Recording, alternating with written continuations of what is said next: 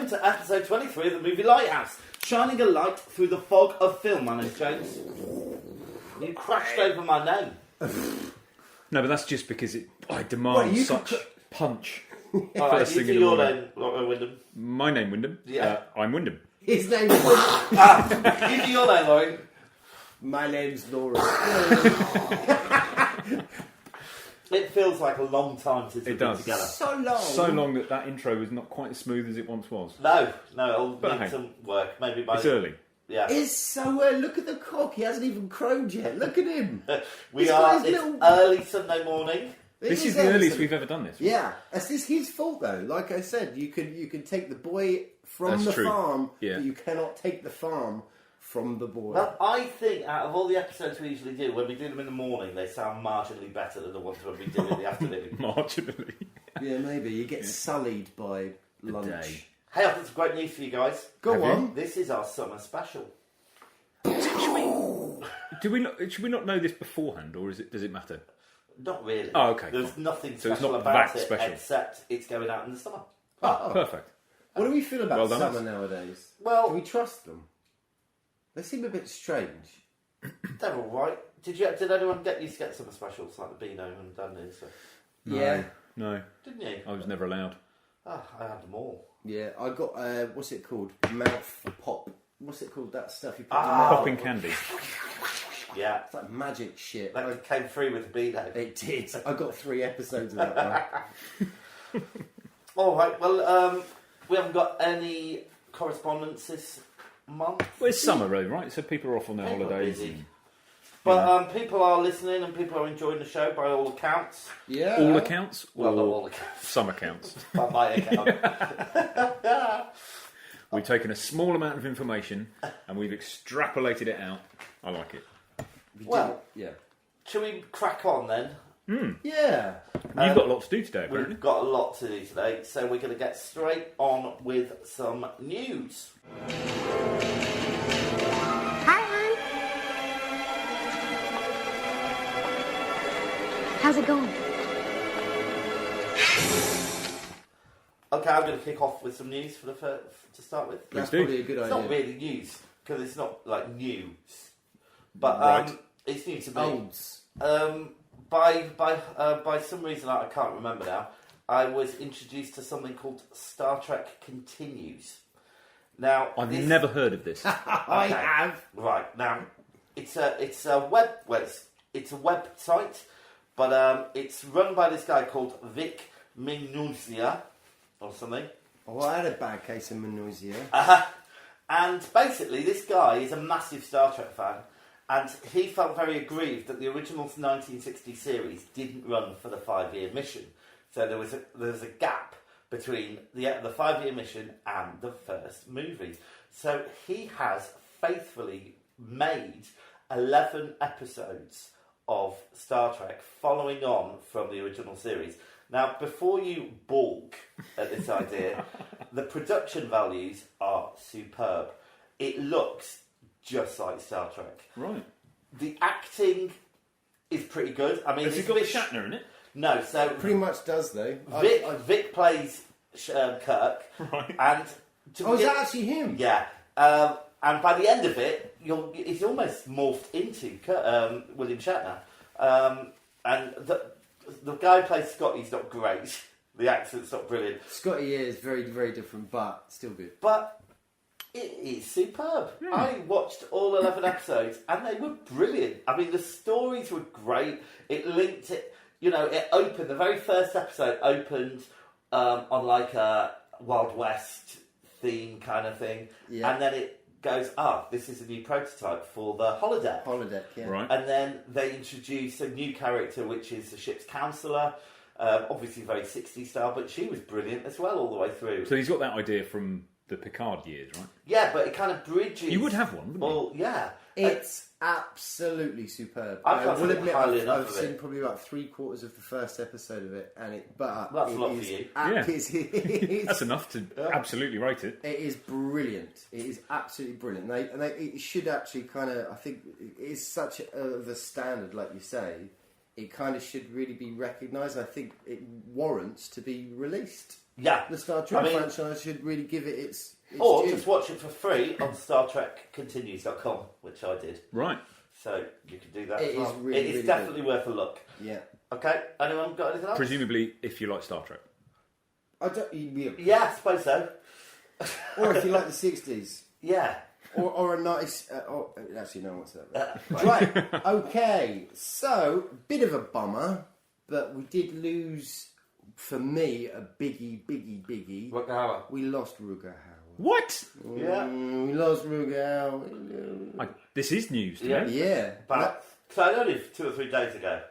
Yeah. Wow. What was I doing 2 or 3 days ago? I don't know what got him, because he was like still doing like the Comic-Con stuff and all that, and so I know he was still, you know, quite present, but you know, we've For lost those who him. don't know who he is, he was best known for a film called The Hitcher, where he played this strange maniac who picked up this young No, he's best known for Blind Fury, Yes, sorry. where he plays a blind veteran who's a ninja. No, That is brilliant, by the way. he's best known probably for playing Roy Batty in a film called Blade Runner. It's probably, you know, his most well-known. What was his name? Roy Batty. Roy Batty. Sounds like some sort of 70s sitcom. He sounds like he should be in Coronation Street. Yeah. Anyway, so yeah, just such a beautiful, you know, genuine, authentic kind of character. Bit weird, bit off the wall, as it were. Huge man, apparently. Giant. Who would you get to play Rutger Hauer in the story of Rutger Hauer's life? Excuse me. This guy that I knew called Guy. Okay, I'm going to get Michael Mickelson, or the guy who played Hannibal. Yeah. Oh, him? No. Why not? They sound similar. I don't know. He just had this sort of pixie-ish kind of ethereal kind of line through. He was a beautiful man. But I did want to just quickly shout out probably films, if you are not au fait with the work of Hauer. We just did that. We've just done his highlights. Yeah, I know, but I just want to say, obviously, Blade Runner, Eureka is an awesome film. Definitely check that out. That's Nicholas Roeg, who did Don't Look Now. That's a good film. Eureka. Flesh and Blood is kind of like... Flesh and Blood. Yeah. I remember Flesh and Blood. Yeah, that's a film. That The is. Hitcher, obviously, like you say. Lady Hawk. I tell you what, as a Breed Apart and Split Second, which is a film that taught me how to drink coffee. Split Second, is that where in a future where there's he's a cop? Yes. That's what I'm trying to find. I Yes. remember that. That was a wonderful film. Yeah, that taught me how to drink coffee, that film. Alright, as a tribute to Rutger, He's got 173 acting credits on Yeah, don't fuck about, does IMDb. he? Yeah. as a tribute to Rutger, I think we should put him in our topic picking selection process. Definitely. So Absolutely. So he'll be in there for time immemorial until we pick out the ball. And we'll pick Blind Fury and Split Second. Or maybe the Done. picture.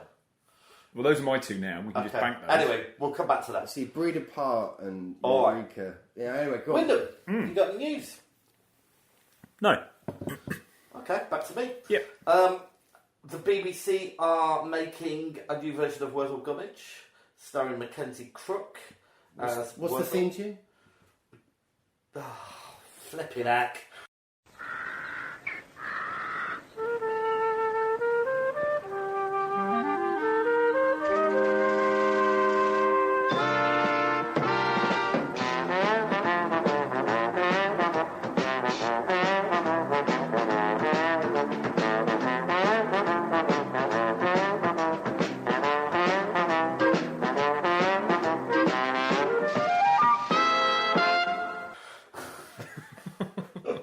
Don't be doing this all day.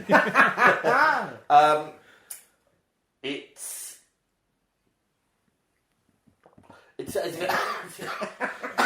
me. I'm trying to read my mind. They're making 2 films from the Barbara Effra Todd books or something. Anyone remember the original? I do. Yeah, John hell Pertwee. yeah. John Pertwee, the Doctor. It's very good.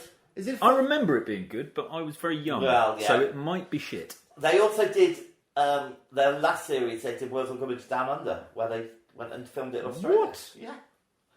So And Why? how did they... I don't remember that. I like what we're doing here with Wurzel, but it's not hot enough. let's hot it up. Well, Need to be more in hot danger conditions. for Wurzel because of forest fires and stuff. Exactly. Yeah. He's like a Right, tinderbox. go up. A literal walking tinderbox. that I used to really love it, but one thing that sort of I found a bit bizarre. Obviously, the head stuff that was a bit bizarre. Yeah. But beautiful and great, and I loved that bit. I was on board. And it really gave him an opportunity to show his range as well, which was nice. Yes, I don't know, John Pertwee had a great range. we love his range. But Miss, for fuck's sake, Aunt Sally. Aunt Sally, she was such a wanker. Do you remember the other love rival? Yeah, there was another one, wasn't there, that she turned up later, and then... I remember specifically a scene where there was Aunt Sally and the love rival, and they were both calling Wurzel, and he was in the middle, and he didn't know which way to go, so I think he just walked away. Went straight, he would just, Oh. Anyway, there we go. Have you got any more news, Laurie? What have we got? I was speaking to Alan, I was having a snout, right, when I was doing my night shift. Talking to Alan the Seagull. This is a seagull. Yeah. You know Alan the Seagull, don't you? He's a good guy, actually. He's all right. I mean, he's Except a bit when he's eating other seagulls. Well, yeah. And Seagulls, cannibals. he keeps turning up and asking me to critique his crochet. It's like, oh, man, for God's sake. Anyway, he's all right, though. I tolerate him. Let's say that. Yeah. Anyway, Alan said the other night you guys are off checking the void without me. Oh, so, what? But you recommended it, right? So you've already seen it. Of course I recommended it. So our review for The Void is out now. Yeah. It was awful. That's exactly what Alan said. You said it was you guys were coming back with 1s, 2s, that you saw no values in it. That's true. Right, The Void. Sorry, we saw The Void. Oh no, we didn't. We saw The Abyss. No, we didn't. What was it? No, it was definitely The Void. It was awful. It was awful. Okay, if any of you see that podcast turn up on your feed or wherever it gets delivered, don't listen to a word of it. Where else It's would it be absolute delivered? twaddle. They're To the talking letterbox. complete twaddle. If you appreciate, films, body horror or, special effects films, it is a little bit retro. It's definitely do the retro thing. But if you love that, The Thing... No, it doesn't make any sense. It doesn't make any sense. That's the... Oh. So it looks good. What the hell? It looks Of course good. it doesn't... It doesn't It need makes to no make... But It also, does need to make things some that- sense. No, what? But what like, bit of your if you life? like things like Hellraiser or you like The Thing, go and watch Hellraiser, go watch The Thing. Don't be disappointed by The this. Void is a really great little lump of fun, alright? I've got some more news. Gremlins is being rebooted, but not as a movie. It's going to be an animated 10-part series. Oh, it's animated. Yeah, I think so. Is it? And- Well, that means it won't be anywhere near as dark as the original. Well, I don't know. It's all... I doubt it. Well, Yeah, Really? I would go with as well. I agree. Well, let's see, I think shall that was the decision around the table when they decided to commission it. They were like, I reckon Gremlins has legs. And I still to this There's day... going to be a don't Gremlins 3 at some fully- point. After this, there'll be a Gremlins 3. But it's all about, the old Eastern Promise. Eastern Asian grandfather. right. It's about him as a young lad with Gizmo, but it's not called Gizmo, is he? What is he called? I don't know, because he was only named as Gizmo in the first one. Oh, yeah, that's true. Mogwai. Yeah, because he just says the Mogwai, doesn't he? The Mogwai. Anyway, hopefully that should be fun. And that's starting soon as well as we know the Dark Crystal, which should be brilliant. Yeah, fantastic. And not forgetting that Cats the movie's coming out. Cats the movie, so yeah, apparently it's received loads of bad... But I admit I saw the trailer without any sound, but when I saw it, it really caught me. I thought, wow, I think this looks really... To be I think it honest, looks great. It's caused a lot of reaction, that trailer, about Cats the movie. Yeah. Because they all look like cats. What the fuck? They made them look like... I mean...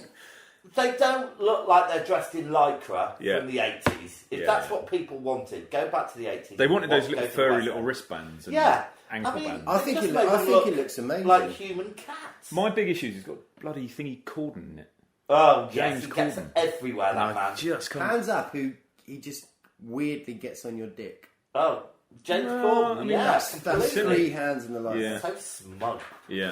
And he's got worse since he's been in the US. He was always a bit of a dick. Yeah, But now he's... yeah. Ugh. Anyway. Maybe when he does one of his carpool karaoke, he'll have an accident, a fatal car See, accident. this is it. His output is actually really good. Yeah, Carpool some of his karaoke ideas... is- it's great. And it's his great, crosswalk but him- Broadway stuff, have you seen that? No. Where when the lights change, the whole cast of a Broadway show get on the crosswalk and do a scine from the show, and then when the lights change again, pissed me off. But I it had was 5 quite fun. cyclists in front of me today, and that was enough. I was at tipping point. Tipping point. Awful Doctor TV Sleep came out, didn't it? Well, no, not came out. The trailer. Yeah. So, again, on the phone, I saw the trailer. without sound. No, I might have treated myself to a bit of sound this time. And it was like, okay, fine. But then we were at the Cinemaplex, weren't we? We went off to Dream, didn't we? Yeah. And then we saw a trailer, probably the way it should be portrayed, in a cinema with sound. And there was something about it, I thought, actually, yeah, this might be something. And I mean, This is Ewan McGregor is playing, Yeah. and that's yes, not that. yes. That jars a bit. I don't have a problem with Ewan McGregor. I think Neither the do best I. parts of the trailer, unfortunately, were the bits from The Shining. Right. And if I've read the book, You have? of I've read Doctor the book. Sleep, You yeah. told me the synopsis. Now and it I sounded like the mental. book very much, Yeah. but comparing it to The Shining is pointless because It's not Yeah, Shining, yeah. is it? like it at No. all. You know, with no spoilers, but if in the original book the Overlook burnt down, so there isn't even the Overlook Hotel. No. Yeah, and I So- don't think that's what's going to happen with this film. They're going to do everything they possibly can to link and cram. Well, we saw that with the links to the original Shining, which Stephen King hated, so he's obviously forgotten all about that. So what do we predict? Should we look at the? Shall I take the I'm cloth gonna go, off the crystal I think ball? we should go and see it as Yeah. a little special. Does anybody else think Ewan McGregor can't quite do an American accent? Yeah, But he's been doing it for a long time. yeah. Yeah. It's one of those. Do you not get better at stuff the more you do it? No. No. Apparently not. All right. And this is a perfect example of that. This podcast. Well, I'm going to do an American accent. How do I sound? I sound alright? No, that sounds fucking shit. You've got your go-to American accent, which is like in New York when you talk like I that. could do like a Jew. Don't, Laurie. don't do it. Mortgage Don't calculation. do it. Don't do it. Jesus God. Christ. Moving Right. on, James. In the beam.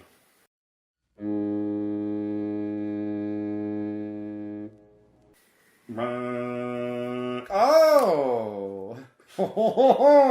Okay. Is that your French? It's spelt the same, isn't it?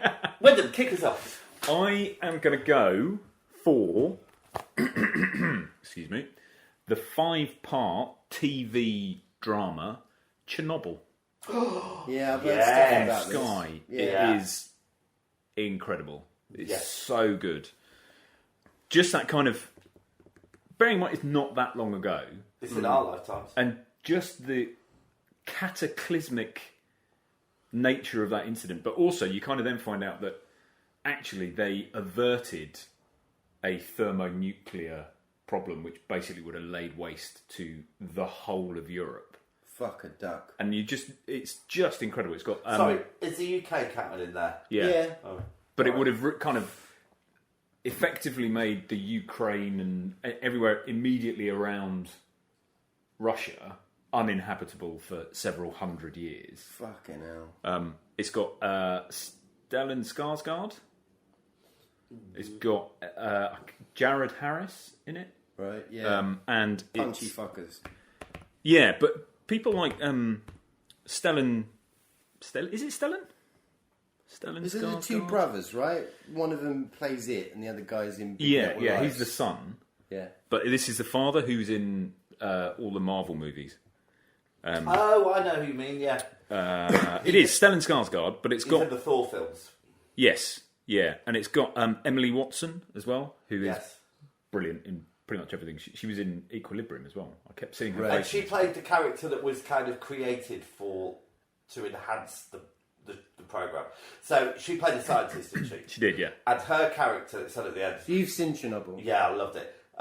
They said we created this character to represent all the number of scientists That who was were it. doing all these Right. things. Yeah, behind the so she scenes. does- and that worked. I thought that was great. I think. Agreed. She does the kind of research into how did this happen, because you've got this state-run machine that can never admit it's made a mistake. So when mistakes happen and they find it, they bury them. They don't action them. So you get this point where Chernobyl explodes because of a known fault that they've just redacted the report.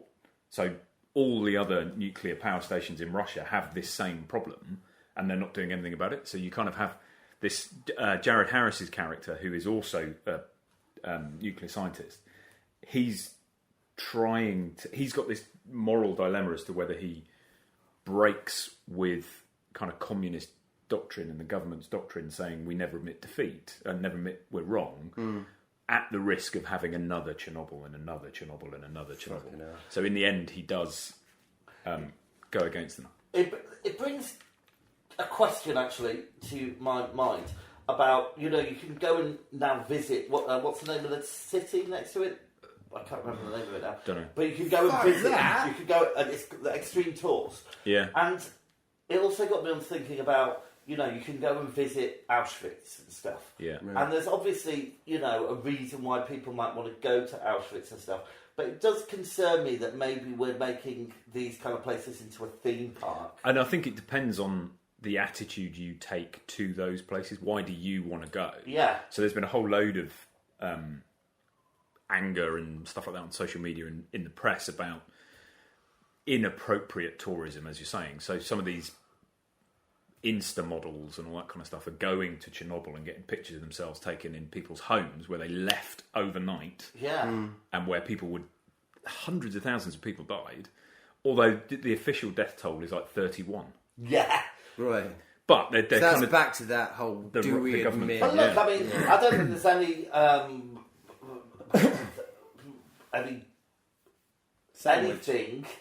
Right. Is there any sandwich?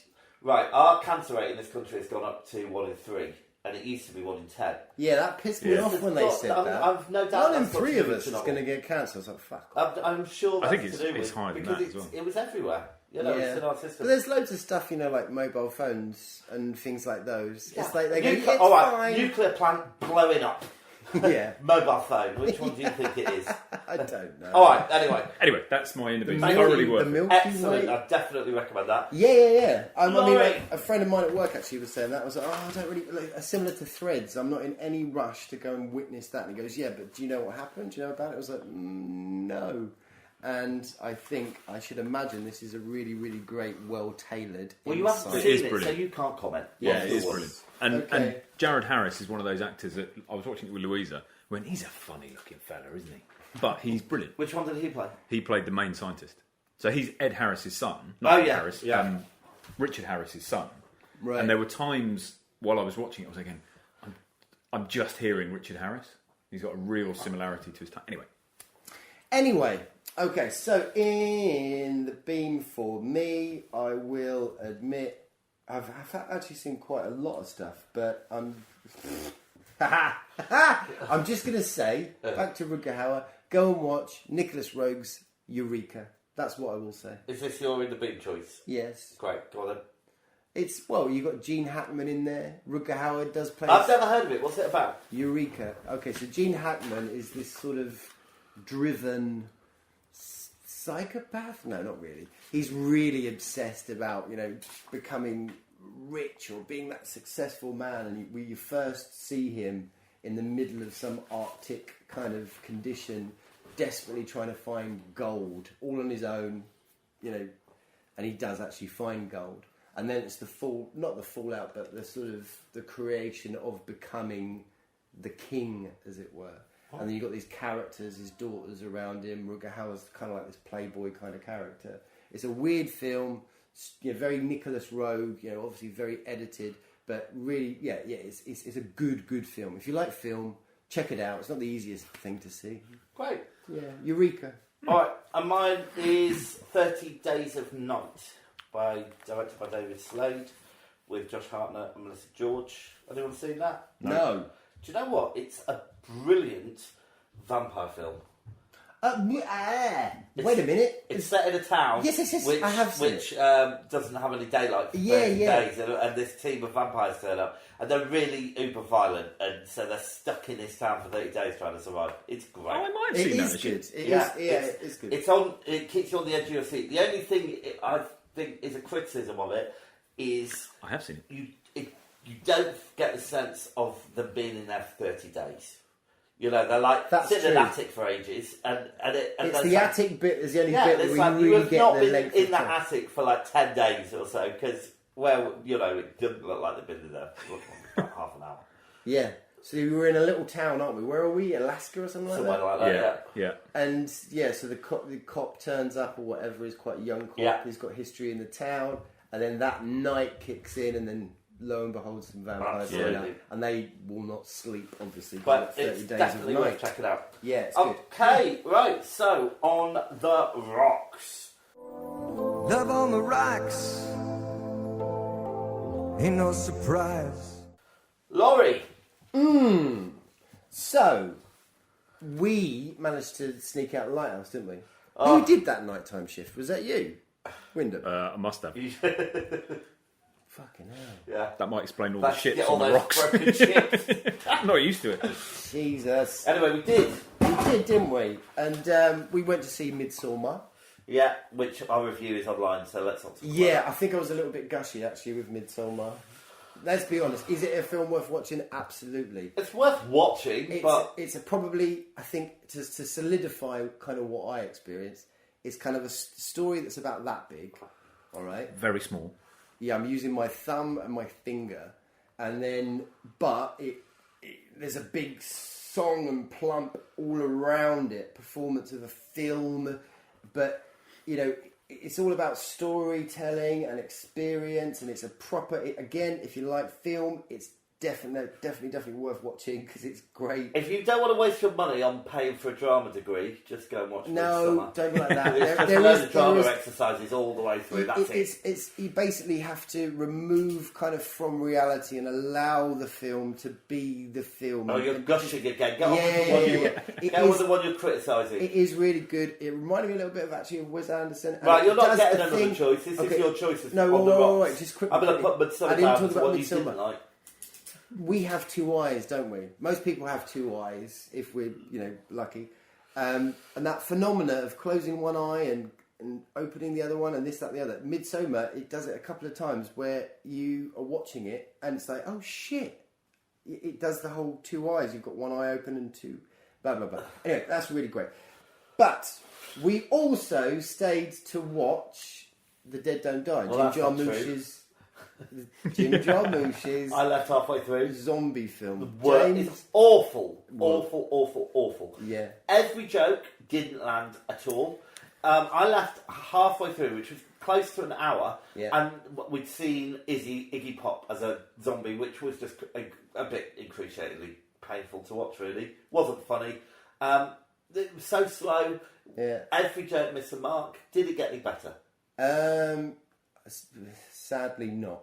So That is a shame. yeah, Jim Yeah. Jarmusch, he's done some amazing stuff. He's done some such good films, and he's got this sort of quality about him where it's more of, I suppose, just characters talking and this, that, and the other. So it was kind of weird to see him doing a zombie film because the trailer's quite sort of, it's got energy about it. So Jim Jarmusch doesn't make that kind of film anyway. So quite excited about it, but yeah. So is it the premise would have what specifically about it failed? Is it bad script? Is it bad? Or is it the fact he doesn't normally direct this kind I of think thing? the script is weak, but also I think they were my big problem was everybody in this film thought they were being incredibly funny, and they just so Bill Murray, we know he's great, Yeah. but Well, no, actually to be he's fair- been shit so many times in so many films. Ghostbusters 3, for example, where he he was, and it's like that. He's unfortunately not as funny as he thinks he is, and you almost could see them in there trying to, and they did the awful. What put me off at the start? They did the awful thing where they were in the car and they were you'd have the theme tune of the film. See, no, I really and then they like put that. the radio on and he went, oh, what's this? I've heard this before. You went, yeah, you just heard it. It's the theme tune of the film. And it's like, right, you're going to break that convention, fine. And then they just did that joke about 10 times. And it's like, it's not funny enough. That's like French's Orders in the 1980s. That song Right. keeps coming sort of again humour. and again and again and again, and it's just like, oh, Adam Driver, Bill Murray are good in it. All right, you can't deny that they are good. They when they're on screen, the film sort of picks up again. But the rest of the film, it just feels really lazy and pointless. You've got all this stuff. You see this scene where these kids are in like this penitentiary, whatever it's called, delinquent kind of stuff. So you think, okay, these guys are going to be something. And then you get right to the end. You've well left by now. And then, you meet these kids fairly near the beginning, and then it cuts back to these kids again. It's like, okay, these kids must mean something. Nothing. They mean absolutely nothing. It's the catapulting critters again, right? Well, no. Well, yeah, well, no. It took me a while to work that one out, yeah. The catapulting cricketers, yeah. Anyway, big build-up that means nothing. But then there's this guy, like a dweeby guy that runs like the petrol station, as it were, and he's like into comics and stuff like that. And you think he's going to be something. These young kids, these young punks come into town. He sees one of them, kind of falls in love with her, and all these sparkles. All right, well, look, people may not see it. It leads to nothing. It's a weird. But yeah, none of it goes anywhere. None of it goes anywhere. And there's like this political reference as well that Jim Jarmusch is putting in, which is something he never has done before. It's like polar fracking, and it's because we're doing intergalactic fracking on the moon or whatever. It's caused zombies to rise or whatever. Right. But he goes really in this political kind of. If you want to go and see a film it which is doesn't much land. better than that, obviously go and see Shaun of the Dead. Or if you want to see an American version, go and see Mars Attacks, which is an example Fair of enough. an all-star cast being funny. Yeah. Yeah. All right, sadly, thank you, it Laurie. really doesn't hit. No, don't worry. Wow. Win? I am going to put The Nun Oh, on the I've rocks. heard bad things about this. It was really crap. It came out last year, and there was a whole load of on the Movie Lighthouse Instagram. Yeah. The actress who plays Valak, which is the demon, she's a really striking woman, Bonnie Aarons, and she was literally sponsored or whatever, and it was kind of littering my feed a bit, and I was quite excited by the. Oh, this could be quite good. Is that really her nose? Yeah, she has a look. She looks like an elf. But it's a really crap version of a kind of religious. It's based in a convent, and there are these nuns who are holding this particular demon at bay, and they can only do it through constant prayer. Constant prayer. So one of them, That sounds all day, every day. not a bad premise. And then but it just doesn't do anything. And Now, then- just to be clear, this is part of the series The Conjuring, isn't it? Is it? is that right? Oh, is this an offshoot from The Conjuring? Well, yeah, so The Conjuring was the one with the doll, wasn't it? The demon doll. Yeah. I don't know. Yeah, so you had The Conjuring, Conjuring 2, and then you had Amelie. I can't remember the name of the stupid doll. So they've had quite a lot of offshoots from this weird room. But It was just, and you've got... So, one of the nuns in this convent, they think she's committed suicide, and you know that actually what she's done is she has sacrificed her life so the demon doesn't have a vessel. Right. So she's hung herself, and they send this priest who's got a past where somebody else killed themselves and a novice nun to investigate, and it's just a bit shit. It never quite lands as a decent story arc, and they kind of just use it for all the kind of typical jumpy horror tropes and stuff like that. And you kind of go, okay, here's that next bit where this. Oh yeah, there you go. And then this. Oh yeah, then there you go. And then everybody's stood dead still, and there's only one person, and you kind of. Yeah, it's just a bit crap. So avoid that. And my one is Hellraiser 6. Hellseeker. Did you go? Did you go all the way through? Yes. I got the Hellraiser 6 and then stopped. Okay, and Hellseeker sees the return of, I want to say Nancy, but it's not. Nancy's from Nightmare on Elm Street. The daughter from Hellraiser. Yeah. Who comes back in Hellraiser 2. Anyway, she's back. She's married. Same actress. Yeah. Oh wow. And right at the start, there's a car crash, and she dies. And then her husband starts seeing all this weird shit going on, and then Pinhead turns up, who's looking a little bit overweight, and all this kind of stuff. And it's just awful. It's a really, really bad film, and it turns out, I'm going to tell you this, if you don't want to know, just fast forward for 30 seconds, but the spoiler is that he's the one that died. He's in hell because he was having an affair, and she made a deal with the Cenobites to put him there. Kirsty wouldn't have done that. Yeah, well, she's been hardened over the years. She's seen a lot, hasn't she? She's seen a lot of shit. So But- is the box not in it? yeah, I think you see bits of the box and stuff, but they're very, very, very weak. Yeah. So definitely not worth it. Well done, though. So that's number 6. That so is that a- trumped number 5 and number 4 would have been. It is a law of diminishing return. And bearing in mind, they really started going downhill after 2. So we got to 10, didn't we? We got to 10. I couldn't find the others. They stopped And I numbering gave- them. They just became Hellraiser Inferno. Yeah. Hellraiser. Well, they made intergalactic Yeah. scariness. Well, interestingly enough, they made a Hellraiser which they didn't release, and it was about half an hour long, and they only did it so they could retain the rights to the franchise. Right. So it's Which is a similar pickle with Spider-Man and Sony. They Yeah. have to make a film every Yeah. 2 years. Right, Or and else they lose the rights. like the Daleks. They always have to be in a series of Doctor Who now, so you're always going to see a Dalek episode, even if it's a cameo. But they've got the Termination estate says you have to have Daleks in every series. Jesus. Yeah. There you go. So, Wow. right, so let's get on with our main feature. It's Wyndham's Golden Ticket. Yay!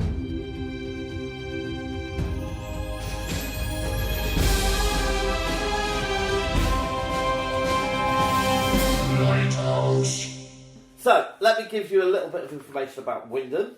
His home address is... no, I'm going for here, obviously. But Wyndham. I can draw a sketch of it. Exciting times. Right. Indeed. Yeah. Referring to what exactly? The fact that you got to choose these two films. Yeah. Well, it was interesting because when you told us there were these things within your ball bag called Our Golden Tickets, at the time, obviously RoboCop would have just been front and centre. I would have picked that for both of them. We'd have had to watch it twice. Yeah. But we've done RoboCop. Yes. Yep. So I was then in a position to go, oh my God, what am I going to go with? And ever since we started doing, I think I said this actually when I picked it, but ever since we started doing this, I wanted an excuse to go back and watch Hellraiser. Because it is one of those films that just sits in my head as the kind of... That and Nightmare on Elm Street were the two entry points to horror for me when I was younger. Yeah, I agree. And Zombieland was just one of those films that I thoroughly enjoyed. Interestingly, less so this time around. So, we are going to start off with Hellraiser. So, let's have a clip. I have seen the future of horror. His name is Clive Barker.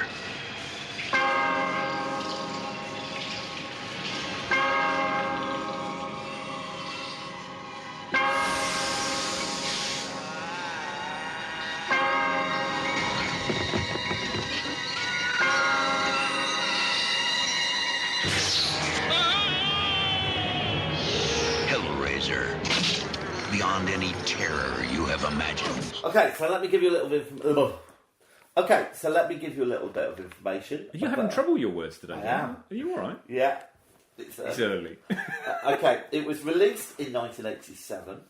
Director, Clive Barker. Screenplay, Clive Barker. The novel... Theme tune, Clive Barker. The Hellbound Heart, which I started reading, but then I kind of tailed off, kind of forgot about it. Right. Music, Christopher Young. Effects, Julian Caldo. The budget was $1 million, and it made $14 million in the US box office. That's a pretty good return. Yes, yeah. Didn't win any Oscars brilliant. or BAFTAs or anything else, really. It was a nominee for a few things, but nothing worth note of. Aha. Okay, and there were 9 official Hellraiser movies. The same number as the far more profitable Nightmare on Elm Street. Are there 9 Nightmare on Elm Street? And there's a new movie reboot coming, as well as a new TV series. Oh, really? Why not milk as much out of a franchise as you Do they? Is it the same people who own the Hellraiser franchise who own Child's Play?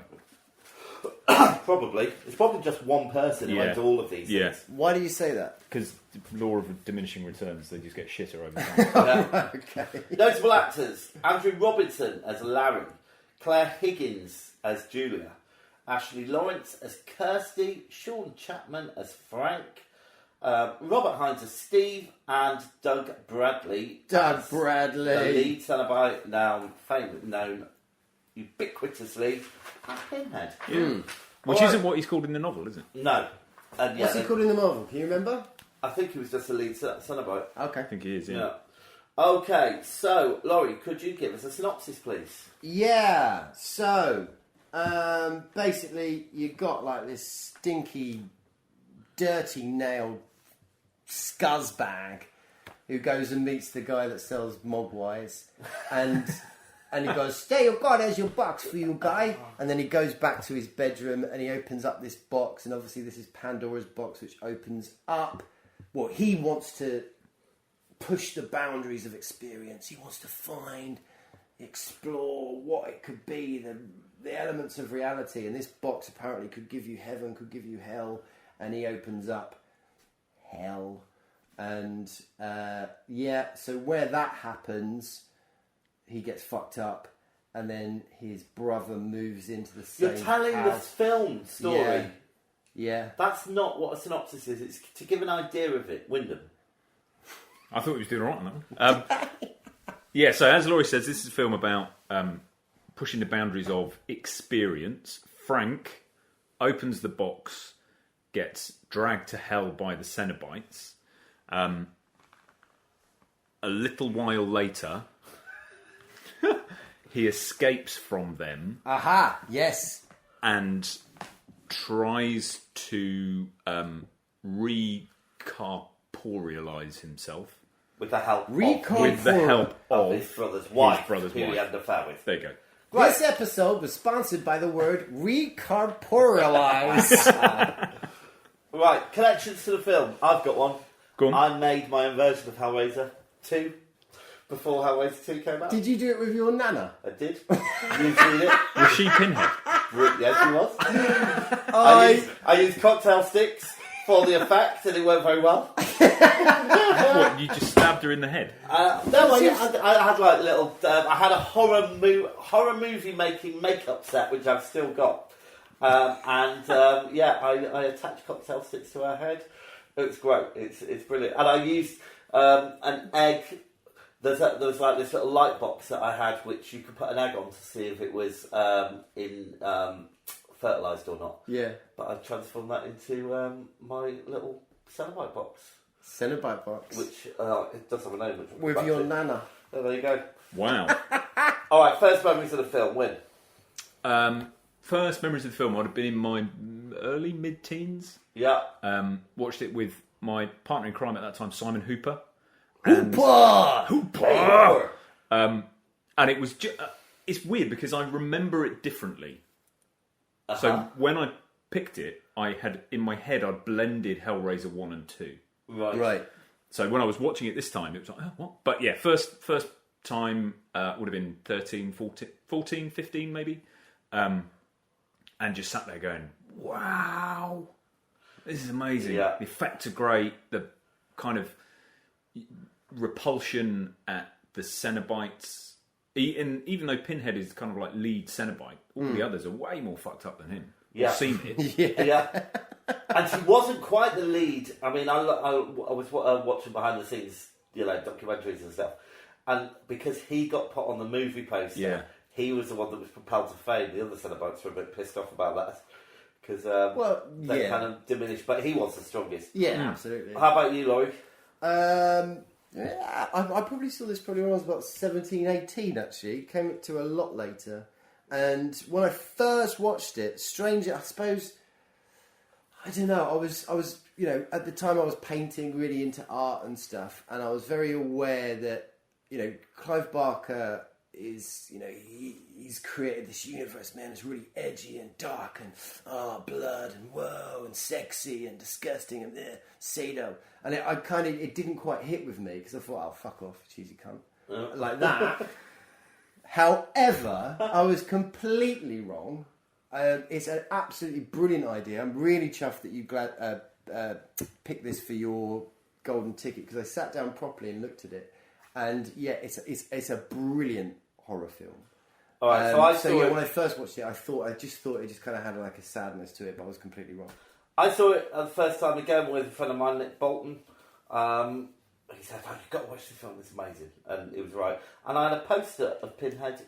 I think I had that movie poster in my bedroom for a long time. It's such a striking look, isn't it? you can see why they picked that as the image for the poster. Yeah, absolutely. Right, so what do we think of the script? What do we think of the story? I think it's pretty solid. It's pretty solid stuff, isn't it? It's not flabby in any way, but I suppose it's that sort of that sadistic kind of. It's perverse. It almost edgy. feels perverse. It feels dirty. It feels edgy. Dirty, yeah.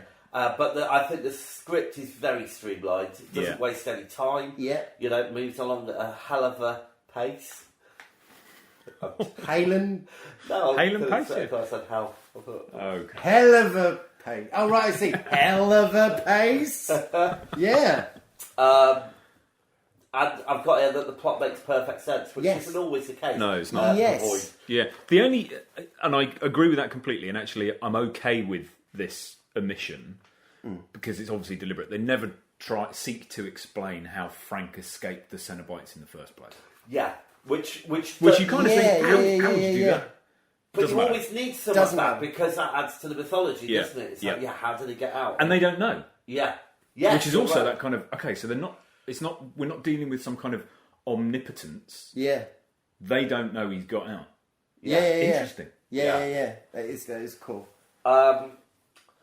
I'll tell you what I didn't think worked in the storyline. The homeless man. I didn't get it.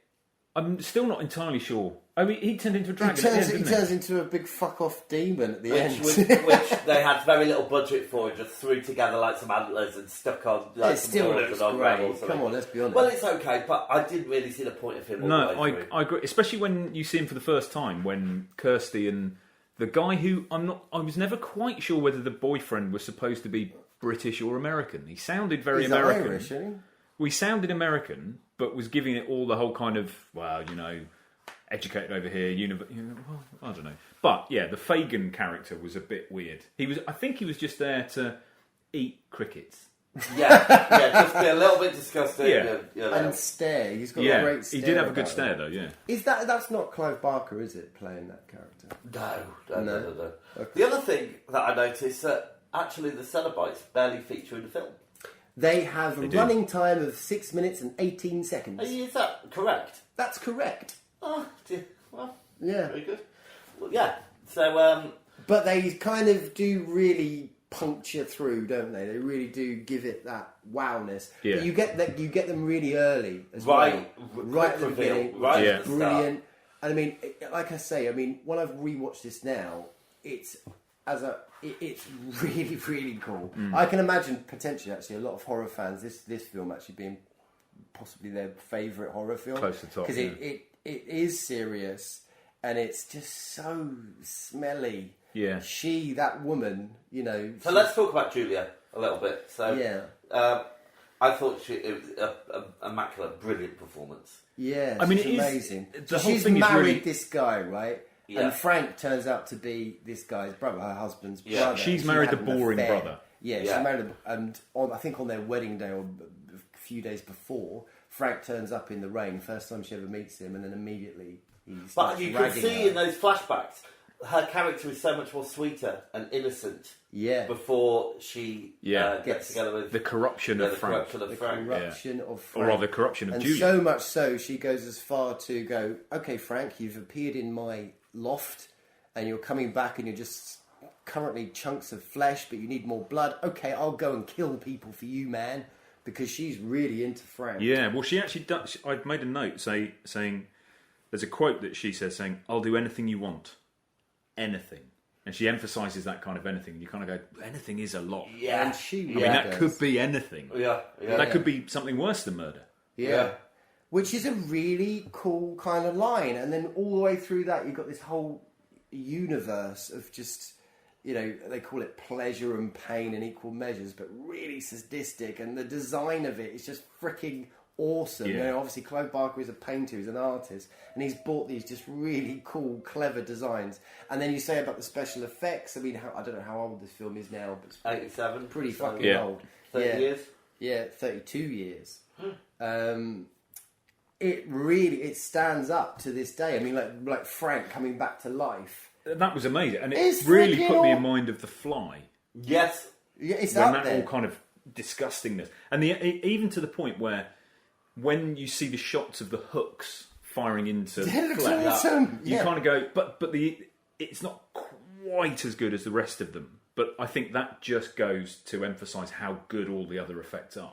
Yeah. And Frank the Monster as well, when he actually starts getting his flesh, Yeah. you kind of go, actually, that doesn't look like a man wearing a mask, although clearly it is. Yeah. But it's not Yeah. overly big, it's not overly clunky, it's really well articulated. It's just, And when they put him in a suit, he starts wearing a suit. Yeah. Near Yeah. the end, he's Bleeds just got through blood it. everywhere. Yeah. His shirt is red. It's like he looks good.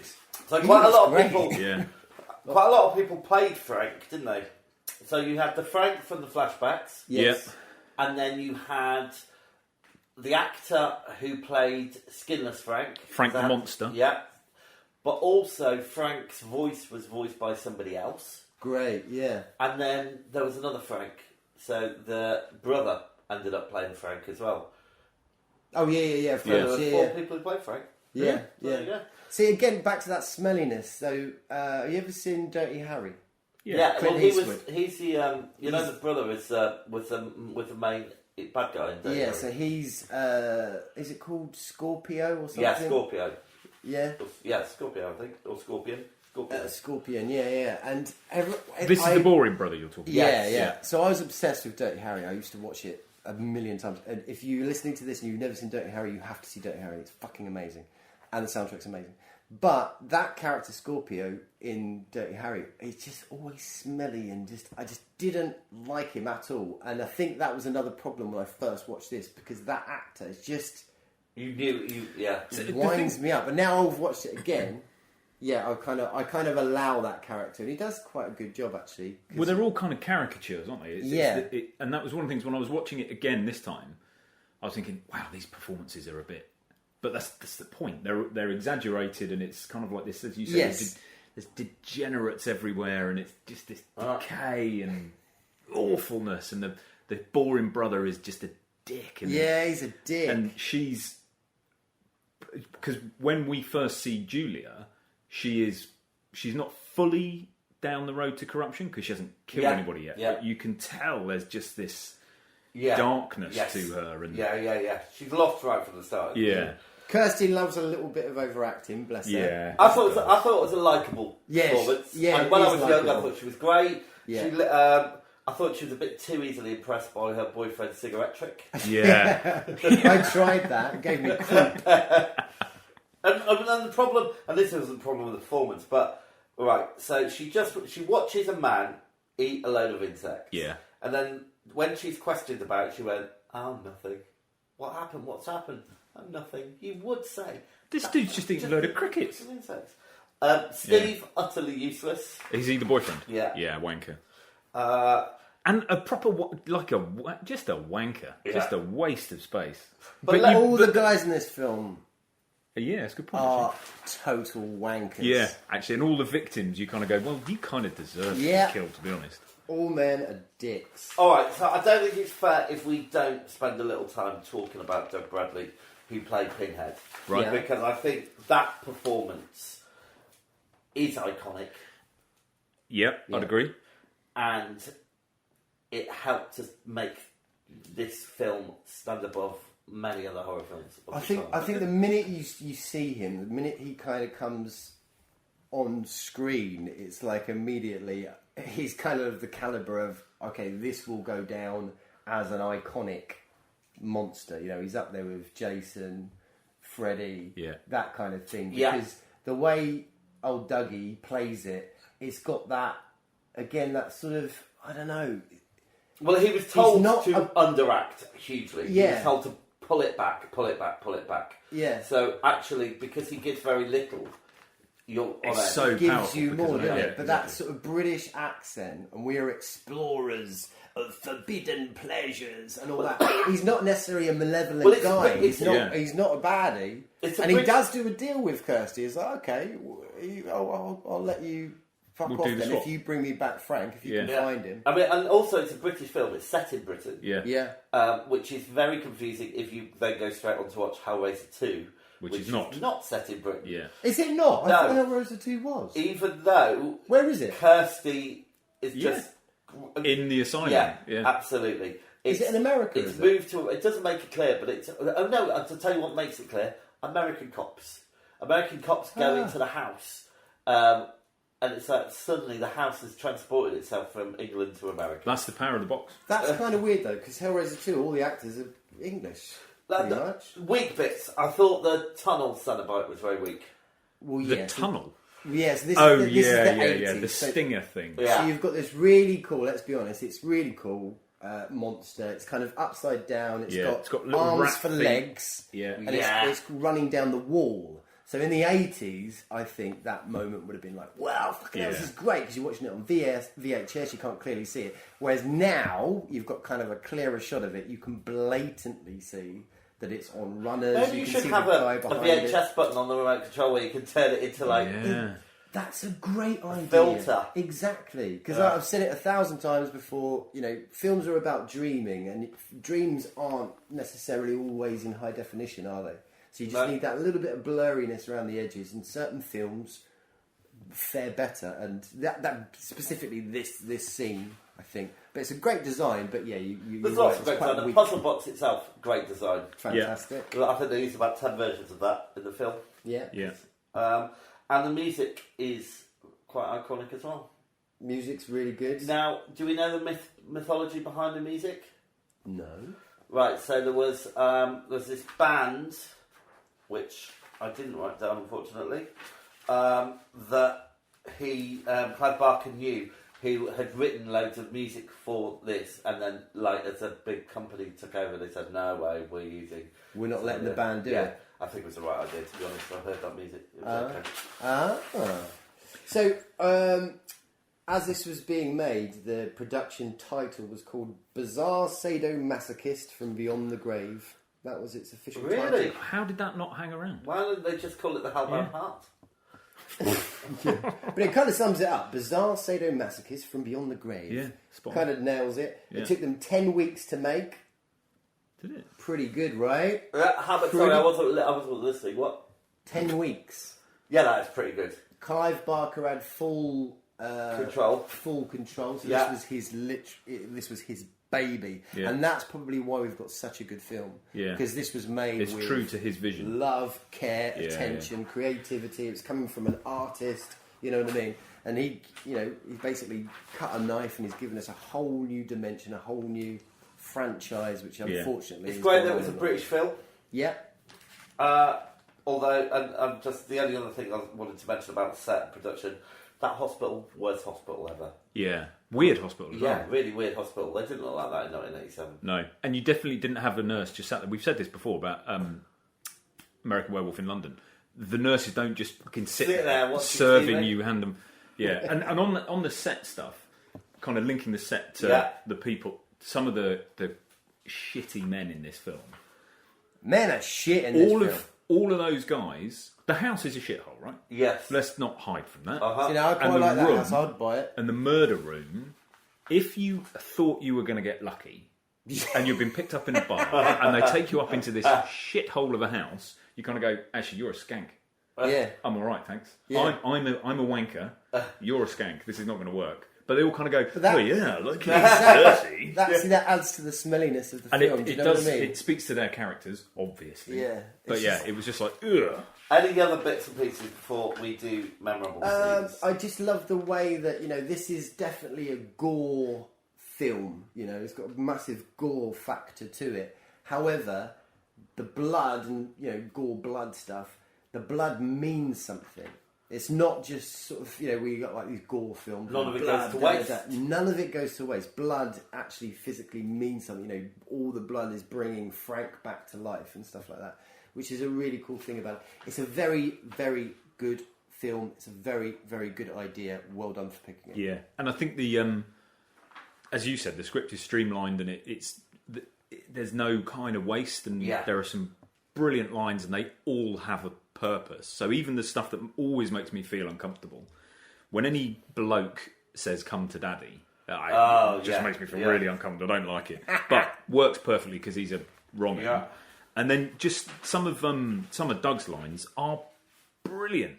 When he says, No tears, please. It's a waste of good suffering. Yeah. But just his delivery of those lines as well. It's like, well, there's no inflection here. He's just telling you a fact. Yeah, he's very matter of fact. He's our boy. And the only bit I did think, I kind of went, okay, that looks shit. And that's just because of budget and the era. Yeah. Was the yellow highlight and firework bits at the end when they're all being dragged back to hell. Oh, right, yeah. And it's like, oh, okay, somebody's just got a highlighter in it. Yeah. That's kind of cute, though. It kind of gives it its own sort of, what's it called? Aesthetic, Yeah, really. That's the Hellraiser kind of It's aesthetic. in and of itself, I get that. Yeah. But it Is doesn't it scary? Yes. Is it? I think so. I think it's edgy. Is it scary? Has it ever scared you? So I don't think it doesn't scare me ever now. did, no. But I No, did it's think... never scared me. But I did think there's a Blade Runner What? esque moments to it. You know when What? when you're opening the box and the blue light is coming through the slats in the walls. Yeah. Just Oh, that kind right, of bluish right. wash. Yeah. There's a lot of light Yeah. in Blade Runner, I'll give you that. All right, so listen, we better wrap it up. Obviously, there's lots of memorable lines. Wyndham just said a few. Yeah. Most of these have gone down in horror history. Demons to some, angels to others. We'll tear your soul apart. That's a great one. Jesus wept. Jesus wept. What's your pleasure, sir? Yeah. You'll tear your soul. Right, should we score it? Yeah. Yeah. Great. All right, Wyndham, performances. 6. Laurie. Shit, I'm going to need a pen. Fuck. Oh, thanks, kid. This is a toothbrush. Okay, go on. Performances. 8. 9. Effects, Laurie. 9. 9. Ooh, I've gone harsh, but I'm upping it. I'm going to go 9 as well. Oh. Plot. pen. 9. Wyndham. Hold on. I normally don't have to lend my pen. Huh? Plot 7. You should put it on a string. Laurie. 8. Rewatch factor, Wyndham. 7. Laurie. 7. 9. Direction, Laurie. 8. 9. 7. Cinematography. 7. 8. It goes round this way every time. So the Let's thing is, though, go round again. we need a pen each. Cinematography 6. Sound of music, Wyndham. 7. I'm still thinking of pen each, and I'm thinking that I want to name a fruit that. Pen each. I've just had a really perfect pen each. What one is it? Sound of music. Sound of Music. 7. 9. Originality, Laurie. 8. 10. 8. Enjoyability, Wyndham. 8. I'm going to do Originality 9 again, sorry. Enjoyability is... Oh, it's so smelly. It's such a smelly film. 7. 10. And life-changing past and present, 10 from me. For me, when I first watched it, it didn't resonate, but it's actually really good. 7. Fuck it. 5. That's very high for I Wyndham. think that's the second highest I've Yeah. ever given. I think Right, it just kills so- my pen. So let's work out our totals. I've got 91. Bloody hell. I've got 70. Yeah. And Laurie. 48, 55, 64, Flipping heck. 71, 78, 78. according to my penich. No. Ooh, good one.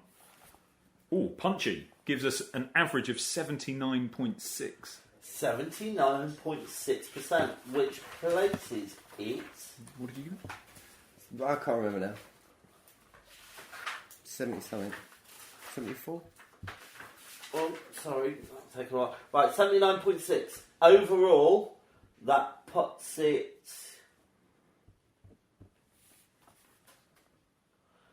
just below The Exorcist and just above The Candyman.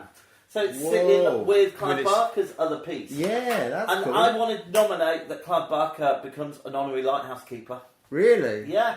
Okay. Are we putting in... who's my girl? I've forgotten her name. No, we can only put one in. No, I want to put my girl in. You mentioned this before, didn't you? Yeah, what's her name? E.T.'s mum. Well, you can nominate one next time when it comes up. And actually, I think Connor either said that first or backed your thought on that. Yeah, she totally needs to go in there. Yeah. So she was in Critters, she was Yeah. in Oh God, what other stuff are we reviewing? Anyway, yeah. For this year, it puts it at the top of the leaderboard. Yay! And I think Well done, Winnie. A very good place for it to be. All right, so let's move on to our next feature, which is Zombieland. Let's have a clip. Planet Earth, home to over 6 billion people. Today, our very existence is threatened by epidemics, climate change, and dwindling resources. But those are the least of our problems.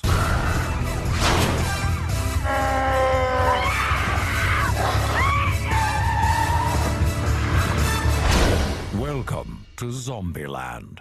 Okay, so Zombieland, it was released in 2009, director Ruben Fleischer, written by Rhett Reese and Paul Wernick, music by Dave Sardi, box office was $102.4 million, and the budget was $23.6 million. And no notable awards. Okay, so, first memories. Oh no, sorry, Laurie, synopsis please. Synopsis. So we meet this sort of dweeby guy and we find out that the world's been fucked. But, opening scene, turns out the whole world is America. And it's fucked because of zombies. I can't remember how they appeared or what that problem was. But anyway, so he's got a set of rules to survive and we follow him and then he bumps into a dude who's Woody Harrelson and then they hit the road and then they bump into two other dudes who are, what's her name? Emma Stone and Abigail Breslin. Yeah, they're major dudes. And then they hit the road again, and they bump into some other dudes, and then shit goes down, and it ends. Pretty good, well done. Yeah. All right, first memories, Wyndham. So first memories, I think this is why it resonates with me, is I saw this on my honeymoon. Was it a good honeymoon? It was wicked, yeah. Once Louisa stopped having a cob on because the weather was bad. So we were flying back from South Island in New Zealand. Yeah. And she had a massive cob on. Like, really angry with everybody on the plane.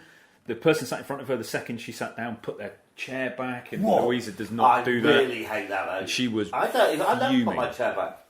She was raging. And we get to Brisbane for our transfer flight. And we get the new A380 Airbus just after it had launched. So this massive, big, comfortable. And the entertainment system works before you take off. Wow. Like groundbreaking in its day. We're not condoning carbon emissions though, are we? Nope. And we were delayed on the tarmac. Very long story, apologies. Delayed on the tarmac. I know she's got a cob on from the first flight. I'm thinking... You mentioned now your wife has had a cob on her honeymoon 3 times. Yeah, well, she did. Well, that's I at one point, I actually had to say, can you shrug it off? You're beginning to ruin my honeymoon. I ruined our honeymoon by biting your friends in a thigh. You did. Oh, Lord. Yeah. That was the excitement of Italy, wasn't it? I'm sure Dave still hasn't quite forgiven you for that. I bit him really deeply on his inner thigh because we had a really tender moment. And how do you end a really great sort of connection between man and man? Had you had a good friendship? Bite them in the thigh. Yeah. Anyway, I watched this on the runway before we took off, and we were delayed by nearly 2 hours. And I watched the whole of this film before we took off. And Louisa watched the whole of something else. Fucking hell, you were delayed. She was relaxed and happy, and it was a moment. And I really, really enjoyed it. I just thought it was funny. Laurie? I think it might have been the day when, what was it called? What was that Friday? company called where they used to send you a DVD in the post? Britannia. Oh, Amazon. No. Britannia. No, Love Film. Love Film, that's it. I think it was a Love Film thing. And we watched it with Uncle Jobby. And yeah, I thoroughly enjoyed it. Yeah, I thought it was good. It's kind of sort of mashing that. What have you got? You got, oh God's sakes, that sort of dweeby kind of geeky American character played by Jesse Eisenberg. Yeah, but there's this other cool dude that's in Superbad and in Scott Pilgrim. Yeah. That guy. I much prefer him actually to this one. But anyway, so it's kind of like bringing that kind of fun punky sort of stuff, American punky, into zombie, and it was fun. I enjoyed it. I think what The Dead Don't Die wanted to be a version of Zombieland. Absolutely. I was going to just about to mention that myself. That's how to do a good, funny zombie horror film. This is how. I saw it for the first time a couple of weeks ago, and I was not disappointed at all. Good. I thought it was brilliant. Script, I thought was excellent. Mm-hmm. Perfect example of a zombie comedy. Story at a good pace. All the characters work brilliantly. And everything ties in together nicely. Another well-made story. Yeah. Because fundamentally, it's not really about anything. It's kind of like zombie apocalypse has happened. Yeah. You've got a few people trying to survive in Zombieland. Yeah. And kismet and luck bring them together. Yeah. And then there's this premise that they're trying to get to Pacific Funland. Yeah. That's it. But you've also got the rules, which they keep coming back to, which are brilliant. So, the main characters go by... They don't give their actual names. Yeah. They are referred to by where they're from. Tallahassee. So Tallahassee, Little Rock, Wichita and Columbus. Yeah. And Columbus, played by Jesse Eisenberg, it's basically his narrative, his story. Yeah. And he starts by saying, to survive Zombieland, you have to have some rules. Rule number 1, cardio. You have to run away. Don't be fat. Yeah. Well, it's very funny. Rule number 2, double tap. So don't be stingy with the bullets. We all know, and that's that classic mocking other kind of horrors and zombies and all this kind of stuff. He's like, no, second bullet is what you need to do. Yeah. Beware of bathrooms. Beware of bathrooms. Buckle up. Yeah, put your seatbelt all these on. great little tips and hints. And actually, that scene where he's right at the beginning when he's when he talks about rule number 1, cardio, and he's filling up his car. Yes. Has to go to the bathroom. Goes, no, develop a second sense or a sixth sense. Sorry. And he kind of steps back from the bathroom door, and a zombie comes out, and he just goes running off around the car park with these 2 zombies following him. Yeah. And it's just this ridiculously brilliant little kind of great demonstration of what he's talking about. It's just very It's fun. a perfect example of when a good script comes together with good actors. Yeah. I thought, like, Bill Murray was really good at it. Yeah. You know, and we were talking about he's not always great and everything. That was perfect for him. Little That's cameo, it. but he played himself, right? Yeah. He's a little cameo. Did his home play his home? I don't think know. that actually is his home because I And did what made you- Google it. Okay. Was it because of the big BM on the gates? I don't know. I don't know, but I did try and Google it, and maybe it is because this film maybe supersedes the whole stuff that's on Google and that stuff. But as far as I can find, I think that is Bill Murray's home. Right. Woody Harrelson. Brilliant. I was just about to say the same. He's always brilliant, though, isn't he? He really is. Yeah. He's so good. Cheers was such a great series, and he's such a great character in there as well. And you wouldn't think it, though. Back in those days, would you think that Woody Harrelson would come to be what he is now? And yeah, No, exactly. You look but at he's just freaking awesome. He really. You look at him in 3 Billboards. Yeah. He's brilliant in that. Yeah. But he is great in this, and Yeah. he's kind of like this cowboy. Doesn't give a shit. He's got the right side of likeable and unlikable. Yeah. Yeah. I don't. You know, he even was the most interesting thing in. Was it? Here we go again. Planet of the Apes. Oh right, he's in that, is he? Oh, yeah. Sorry, Planet he is. of the Apes. Yeah. Here we go again. Right. I actually haven't seen that. Yeah, He's played the general. colonel, isn't it? The general. Yeah. Colonel, He's good at general. it. Yeah. But he brilliant. does always bring something. You know, Kingpin, fantastic. Larry Flynn against whatever it is. Anyway. Yeah, and he's really his story is basically he's just trying to find the last remaining Twinkie in Zombieland. Yeah. That's his motivation. Yeah. Hands That's up all he who's wants. ever had a Twinkie? You must have when you were doing Do you camp. know what? No, I don't think I have. I never have. Yeah. I've been to America a lot. I never have. But they're an American staple. They're in Ghostbusters and everything. Yeah, they are, but I don't think they're that easy to come by. It's a big thing in Ghostbusters. As Woody I'm trying to- Harrelson pointed out. Yeah. It's a funny. It's interesting because it's just an entertaining film. It's not trying to, in the way that Hellraiser kind of was a bit, whoa, this is dark and it's a bit groundbreaking and it's this, that, and the other. This isn't like that. We've had funny zombie films. You mentioned Shaun of the Dead. Yeah. It's just really well made. Yeah. Really well acted. Yeah. Great script. It's hard to know, honestly. I Good haven't written effects. a lot down No, about neither it. have I. It's just a really good film. It's one of those films that I can watch over and over again. Yeah. And right at the very beginning, I said, actually, enjoyed it less this time than I normally do. But I don't think that's anything to do with the film. I think that must have been my mindset at the time. But I literally have watched this film 15 times. Zombieland 2's on its way. Is it? It is. Yeah. It's just about pop out. The trailer's just landed. Yeah, Is it? it's called Double Tap. Yeah, I know. So I kept trying to find it, but all I could find were like fake fan trailers. Okay. Well, no, the real trailer's definitely there now. Is it? I'm gonna have to dig it out. Well, check it out. It's like you say though. It's just fun. It's not really something that's going to go down in the Hall of Fame. No. But like the opening, literally like the opening bits, you've got this song for whom the bell tolls. Yeah, It's by really Metallica. Cool. That's it. Really cool kind That of is a great song. tune, and then like the credits. You just see all these like incidents of someone running away with a milkshake with a zombie running after them, or it's really cool. But then you go into the character Jesse's sort of rules, Columbus, and then you got the title, rule number 1, blah blah blah blah blah, which is fun. And then you've got like zombie kill of the week. Yeah, you break into that, so it's just it's having cool fun with itself. Yeah. It really is. And when they're kind of going into the supermarkets, and you've got Woody Harrelson kind of just tooling up,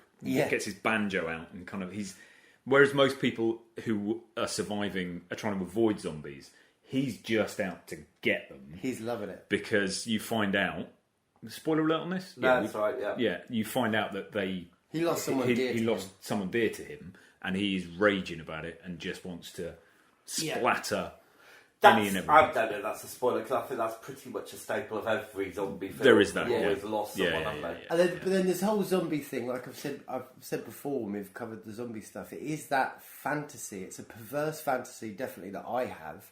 If the whole world just fucked off, and you're left to your own devices and your own rules and your own gumption just to live. Wow. But that doesn't happen in zombie films, because there's a whole load of new rules and a load of other people. Because we've spoken about this before. But I would love it. Wouldn't you love it? A zombie infested world? Right, we've got a red button now just to really. go fuck off world. And Hello. No. In a nice way. I think we're learning more about Laurie than we actually want to. Well, it's a how do we fantasy of feel mine. about... I think we've had this debate before. Fast zombies versus slow zombies. Yeah. I think the genre has shifted now. So this is fast zombies in this one, isn't it? Not super fast, not zombie, not Z. Yeah. World War Z. That one. That's They're not good like film. hyper fast zombies. Yeah. But they're humans who are zombies, so they can run. Yeah. Whereas when it all began, they were really slow. And now I think we're all over that now, right? You kind of go, it's all right. You can be a normal... My red button would have slow zombies. Right. Yeah. Okay. All right. Well, look, I don't think we've got a lot else to say about this. It's just really, really fun. Anyone got a memorable line? Yeah. I've got one. I've got one. Okay, maybe it's the same one. It's Tallahassee, Woody Harrelson. I've never been good with farewells. That'll do, pig. Yeah, that's the one I've got. And also when he's just shouting, "Where are you, you spongy, delicious yellow bastard?" Yeah. Talking about... So that's the Twinkie thing. The So I Twinkies, was trying to think of other films, actually, where you've got this... kind of a character that's just desperate to get this thing, and you're following him all the way through the film. The only one I can think of Terminator 2. Oh, go on. The Terminator. Trying to get the Oh, for fuck's sake. No, I thought... Terminator 1. Terminators. Oh!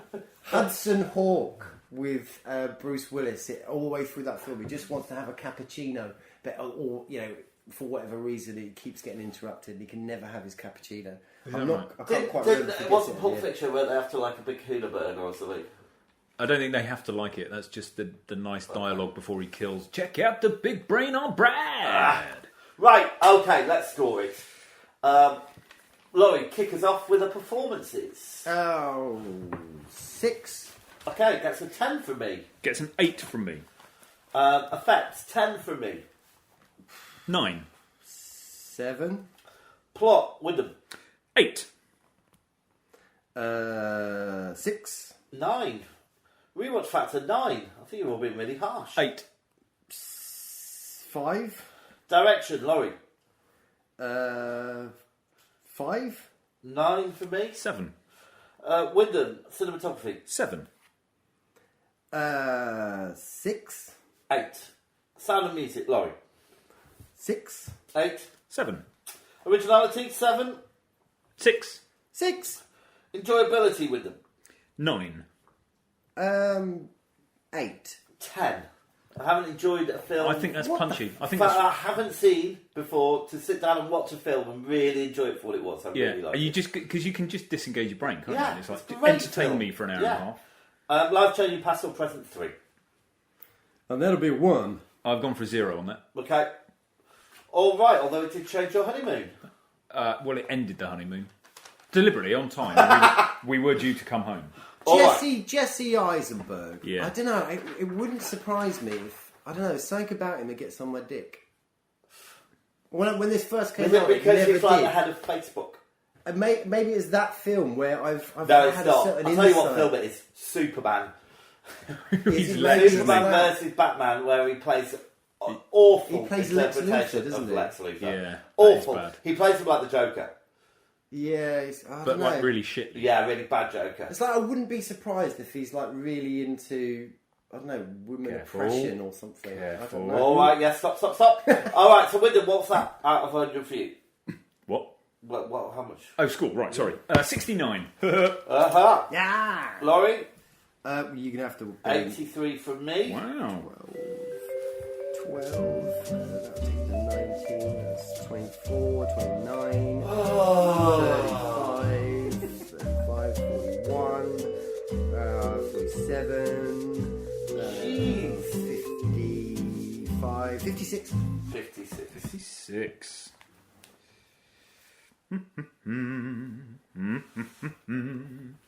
69.3. 69.3, which puts it just below the Candyman for this year, and in the bigger scheme of things, it puts it just below Salem's Lot and just above The Omen and Black Sabbath. There you go. Good scoring. all right, So it I just reckon misses out on Emma top 10. Stone would have got with Woody, really. In reality, she would have Yeah. gone with Jesse. She would have had Woody. All right, so I like Emma Stone. We didn't really talk about Yeah, she's cool. her. She's Right, very so we're good. going to choose next month's subject. Whose turn to pick is I think it's my turn to pick. It is. Yeah, because you lost out, Laurie. Is that how it Yeah, works? It is how it works because I works. lost out. I to don't your- give a shit. But about before we that. do it, if you want to email in about anything we talk about, or anything else really, themovielighthouse@gmail.com, Facebook @Movie Lighthouse, Twitter @Movie Lighthouse, Instagram, At the Movie Lighthouse. there we go. And please, listen, if you like the show, rate us and review us on iTunes. It helps people to find us. If you don't, then don't bother. Yeah, don't give us bad rap. Yeah, that'd be mean. Yeah. Come on, All get right. over yourself. Okay, so I've got my ball bag here. Ramage. That was a hefty- from the 80s. That was a hefty spank on your ball bag there. Right, there we go. Have a little rummage. You've taken Yeah, my mate. ball bag off me. That doesn't happen every time. Stop saying ball bag, will you? Scrotum, retainer. Retainer? Okay. We have 79. Ooh. Okay, well, 79 has never been picked before, and it is 2008. 2008. We've got a year. Wow. All right, so 2008. let's find out what shit went down in 2008. Right, I need my device.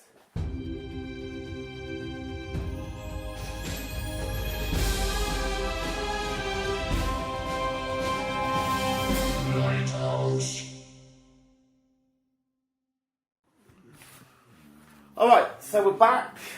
Okay, so it's 2008. Wyndham, it's your choice. Okay. I will give you my first pick. Go for it. Which is a little horror film called The Strangers.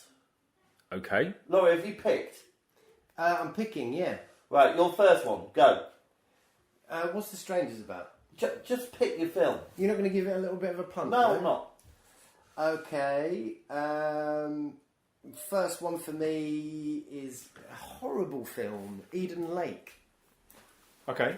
Okay, So not can you tell Alright, me a bit so about the- it? I think I don't alright, know so The those. Strangers is about a woman who goes to stay at a cabin and these people break in. And it's very chilling, actually. I remember being quite scared by it at the time. Okay, Eden Lake is Michael Fassbender, kind of early-ish in his career, and it's just horrible. I think they go on a walking hike and they bump into like these kids. British, you think isn't are it? just like naughty kids. Yeah, British. and shit goes down big time, like big time. Yeah. Really good film. And my second choice needs no introduction. It's The Dark Knight. Right. Sorry. I'll say it's either In Bruges or Let the Right One In. I know exactly what one you want. So that's jeopardising Eden Lake, and I really want you to do Eden Which Lake. one? So I really want you to do my picks as well. Get on with it. Let the Right One In. Boo! Actually, no, I don't want Let the Right One In. Tough, you've chose it. I don't want that one. Which one then? Glory. Cloverfield. Oh, you. Okay. So Eden Lake or Cloverfield for me. So, by the sounds of it, we're going to have a disturbing period for this next one. Great. Because I'm going to go with The Strangers Bingo! and Eden Lake. Yes! Bingo! Great. Okay, some very chilling stuff going to come out in August. Yeah. Thank you very much for listening. Thanks, everybody. Have you been James? Shut up. As far as we can tell. It's looked like him anyway, It isn't does. it? Check I'll his just name. peel off my skin. It's Susan Doyle. Goodbye. See you later. Laters, bye.